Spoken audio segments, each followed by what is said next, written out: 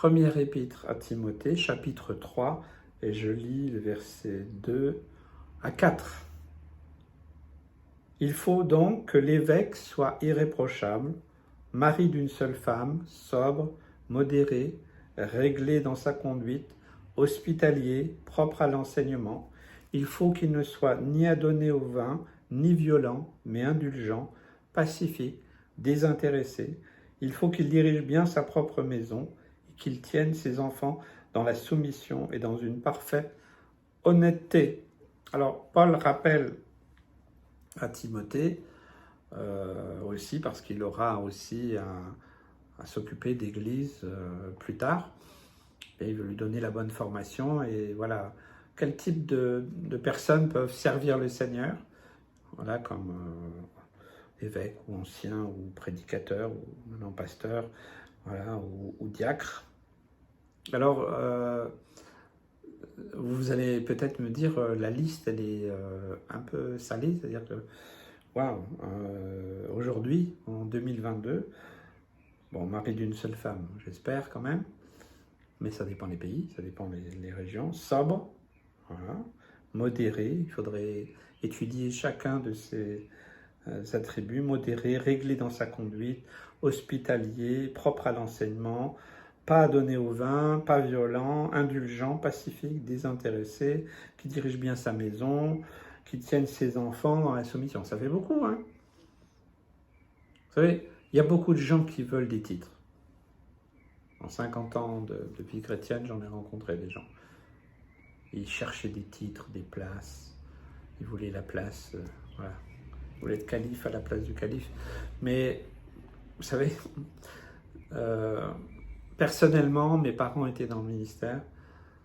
Et moi, j'ai fui. Je savais que Dieu m'avait appelé depuis tout jeune. Mais j'ai fui parce que je ne voulais pas. Je connaissais les enjeux, je connaissais les exigences. J'avais vu mes parents vivre ça, beaucoup souffrir, beaucoup pleurer aussi. Et combien ça n'a pas été facile, même si on a eu vraiment une vie heureuse avec mes sœurs. Je sais pas par rapport à mes parents, mais c'est par rapport au ministère. C'est parfois ingrat, c'est parfois difficile, parfois c'est dur, parce qu'il y a des gens qui sont méchants, il y a des gens vraiment qui osent dire ou faire des choses inimaginables. Donc moi j'ai plutôt fui. Et c'est le Seigneur qui m'a attrapé. J'ai fait carrière dans l'industrie, voilà, j'ai créé mon entreprise, tout ça. C'était une forme de fuite. Je l'ai servi pendant une période, toute ma jeunesse, mon adolescence, ma jeunesse, et puis après, une fois que je me suis marié, eh bien, je me suis un petit peu détourné de tout ça, quelques années encore à servir dans certaines assemblées, mais après, bon voilà, j'ai fait carrière et c'était surtout, je crois, vraiment un peu comme Jonas, je fuyais, je ne voulais pas, alors que je savais au fond de mon cœur que Dieu m'avait appelé. Donc déjà, je crois que ce qui est important, nous on pourrait dire, ben, oui, non, mais moi je suis, ah non, je suis irréprochable. Ah non. Regardez, j'ai qu'une seule femme, je suis fidèle, je suis modéré, mais je crois qu'on ne peut pas s'auto-évaluer tout seul. Ça, ce sont des critères bibliques, spirituels. Et il faut que d'autres discernent. Paul était un apôtre, et il dit à Timothée, ne te laisse pas avoir. Ne te fie pas aux apparences. Donc il va falloir qu'il y ait un témoignage. Vous savez, si vous prenez une première personne comme ça, peut-être qu'il a tous les attributs, puis en réalité, non. Donc il faut des fois du temps. Il faut du temps pour que quelqu'un bien accède au ministère. Il faut du temps. Des fois, aujourd'hui, on est très impatient. C'est pour ça que des fois, je pense qu'il y a beaucoup d'erreurs dans beaucoup d'assemblées où il y a des gens qui simplement ils cherchaient des titres et des places, on leur a donné pour quelque part les calmer, mais c'était une erreur, une grave erreur. J'en ai fait aussi des erreurs. Mais vous voyez, ça, ce sont des bases bibliques, spirituelles, qu'il faut discerner. Bien sûr, il faut le voir dans le témoignage, avec le temps, éprouvé aussi avec le temps, hein, c'est clair. Et puis, il y a le Saint-Esprit qui est là, voilà. Alors après, ce ne sont pas des gens parfaits. Vous savez, moi, je suis très, très loin d'être parfait. Je dis souvent, Seigneur, pourquoi moi? Moi, je suis le plus petit des pasteurs de tout l'univers. Il y en a des millions bien plus compétents que moi. Mais Seigneur, tu m'as choisi, alors. Ok, d'accord, mais je comprends pas ton choix, parce que moi, je me sens vraiment pas à la hauteur. Vous voyez, je pense que, c'est pas que je suis en train de dire que je suis humble, mais je pense que l'humilité, c'est quand même très important. C'est vraiment très important. Et d'avoir le désir de servir le Seigneur selon les critères bibliques. Ouais, voilà, pas d'un seul coup d'essayer de faire croire. Vous savez, il y a des gens qui veulent faire croire des choses. J'ai fait des milliers de visites dans mon ministère, et j'en fais toujours, j'aime faire des visites. Et des fois, les gens, le pasteur, il vient. Donc, on essaye de donner un peu le change, de faire en sorte que... Voilà. Et c'est pas très naturel, du coup. Vous savez, à l'instant même où je rentre dans une maison, je sais. Saint-Esprit, en moi, atteste. Et je sais, c'est pas la peine que... Voilà. Vous savez, une maison où il y a les couples qui ne s'entendent pas, où il y a des conflits avec les enfants, où il y a des problèmes, ça se ressent. Même si vous mettez du plâtre dessus, si vous essayez de donner le change, ça se voit. Alors, moi j'aime bien les relations saines et directes. On est comme on est. Voilà, on n'essaye pas de se cacher. Et je pense qu'un ministère, c'est aussi ça. Hein, c'est être transparent, mais c'est pas facile d'être transparent parce qu'on s'expose. Il y a des pasteurs qui s'exposent moins, ils veulent conserver leur vie privée, personnelle. Je respecte cela. Moi, j'ai plutôt été je suis plutôt quelqu'un voilà, qui a tendance à être très. Je suis méditerranéen, donc très convivial, j'aime bien la proximité, j'aime bien, voilà, un peu, voilà ce que vous pouvez reconnaître comme un méditerranéen, un juif aussi d'origine. Donc c'est particulier, moi j'aime bien les contacts vrais, simples, voilà, on ne se prend pas la tête, voilà, on n'essaye pas d'être ce qu'on n'est pas. Donc après il précise, hein, s'il ne sait pas diriger sa maison, il ne va pas diriger l'église. Ça paraît évident. Après, il y a des évidences. Pas un nouveau converti. Alors là, il y aurait beaucoup à dire. Parce que, vous savez, des fois, il y a des jeunes, dans tous les sens du mot, hein, pas seulement en âge, mais des gens qui viennent au Seigneur et qui sont des jeunes convertis. Mais voilà, on voit qu'ils ont reçu quelque chose et des fois on veut les pousser un peu trop vite. Et des fois c'est une erreur. Et là, Paul rappelle ce conseil à Timothée. Il ne faut pas que ce soit un nouveau converti. Pourquoi? Et ça, je l'ai vu. C'est l'orgueil. L'orgueil peut venir très vite. L'orgueil peut venir très vite. Et dans ce cas-là, il peut tomber, comme le texte dit, sous le jugement du diable. Et il faut avoir un bon témoignage à l'extérieur. Qu'est-ce qu'on dit de toi? Parce que voilà, je peux aller là ou là. Alors après, il y a des gens qui salissent la réputation des autres. Ça, c'est autre chose. Hein? Mais en général, sur la vie d'une personne, on sait que voilà, c'est quelqu'un qui a donné un bon témoignage et que s'il y a des rumeurs ou des choses, c'est pas forcément vrai. Mais un bon témoignage, c'est important. Après, il donne... ça, c'est un peu pour les ministères, les anciens, les pasteurs. Après, il donne des règles aussi pour les diacres. Vous voyez, tout ça, on pourrait dire, mais c'est humain, c'est charnel. Mais non, il faut les considérer comme étant spirituels.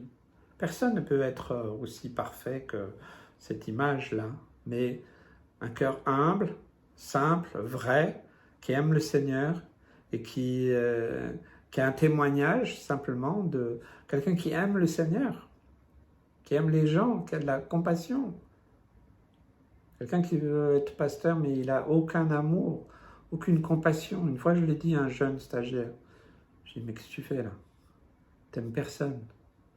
Plus ou moins, je lui ai dit, mais ne continue pas dans cette voie. Ça va être horrible. Il me dit, moi, je ne sais pas comment tu fais pour écouter les gens.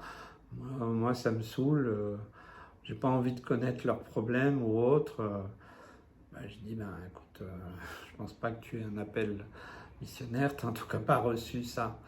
Voilà, c'est vraiment important. Donc, à partir du moment où c'est spirituel et qu'il y a vraiment l'appel de Dieu, il y a la confirmation, qui viennent les confirmations, des fois avec le temps. Et ça, on oublie. C'est pour ça qu'il y a beaucoup d'erreurs dans beaucoup d'endroits, parce qu'on va trop vite. On va trop vite. On croit que, oui, il faut hâter le retour du Seigneur, il faut y aller, tout ça. Oui, il faut pousser les jeunes, oui, il faut que tout le monde fasse quelque chose dans l'Église. Vous savez, aujourd'hui, voilà, le leadership, il faut que tout le monde qui rentre dans une église, il fasse tout, qu'il fasse au moins quelque chose et tout ça. Ça, ce sont des principes du monde. Ce n'est pas les principes divins. Des fois, oui. Des fois, il peut y avoir des pasteurs qui font pas assez confiance, qui font passer du temps. Mais vous savez, moi, personnellement, les gens qui me connaissent le savent. Hein. Moi, tant que je n'ai pas un écho du Saint-Esprit, je ne bouge pas. Alors certains prennent ça pour oui, ils ne m'écoutent pas, non, oui, voilà, on me laisse, moi j'ai plein de dons, plein de talents, et puis je ne peux pas servir. Tant que je n'ai pas l'approbation du Seigneur, moi je ne bouge pas. J'ai fait déroger des fois, hein, charnellement, ici ou là, et ça m'a coûté cher. Donc je reste sur le principe de ce que le Seigneur a fait. Vous voyez, pour celui qui veut servir le Seigneur, c'est qu'il a reçu cet appel. Vous savez, moi, le Seigneur, après toutes ces années, quand il m'a appelé, je suis passé à l'école du Saint-Esprit. Puis là, j'ai été formé, équipé, préparé et trituré, je dirais, intérieurement pendant voilà, un certain nombre de temps. Hein, ça s'est pas fait en 2 jours, ni même en 6 mois. Donc oui, il y a le travail du Seigneur. C'est important pour justement, c'est le Seigneur qui travaille pour que ça soit vraiment dans ses critères à lui et non pas à nous. Parce que si on coche simplement des cases, vous savez, ouais, si j'imagine un stagiaire pasteur, on lui dit, ouais, est-ce que vous buvez du vin? Oui, non. Alors ça dépend des endroits où vous allez. Si vous êtes aux États-Unis, le pasteur qui boit du vin, c'est une abomination. Ou en Afrique, certains endroits. Voilà, ou un endroit, je me rappelle, j'étais au Bénin, faire une mission, j'avais pas de cravate, il faisait tellement chaud. Ah, ils ont tout fait, ils ont exigé que j'ai une cravate parce que pour eux, t'es pas pasteur si t'as pas de cravate. J'ai négocié la veste parce qu'ils voulaient que la veste. Moi, je suis tel que je suis, je ne me prends pas la tête. Je crois que c'est dans la simplicité, dans l'humilité, dans la vérité que se trouve réellement le secret. Et puis il faut tenir dans le temps. Vous savez, c'est pour faire juste une division là ou autre, faire toutes sortes de choses, de jouer des coudes pour récupérer des gens, comme certaines églises font, pour récupérer des gens d'une autre église. Ça ne sert à rien. C'est ridicule. On a autre chose à faire. Je partageais ça à l'Assemblée. Vous savez, faites-le là où vous habitez, la ville où vous habitez, le village. Il y a combien de chrétiens? Recensez le nombre de chrétiens, recensez le nombre d'églises. Et puis, voyez le nombre de personnes qui vivent dans votre village, ou dans votre ville, dans votre quartier, dans votre département, dans votre région. Essayez de ramener tout ça, puis vous allez voir que il y a bien des combats qui sont complètement ridicules. Moi, je prie pour qu'il y ait des maisons de prière dans tous les quartiers, de toutes les villes, de tous les villages. Il n'y a pas besoin de jouer des coudes, il n'y a pas besoin d'avoir des batailles de clochers. Tout ça, c'est ridicule.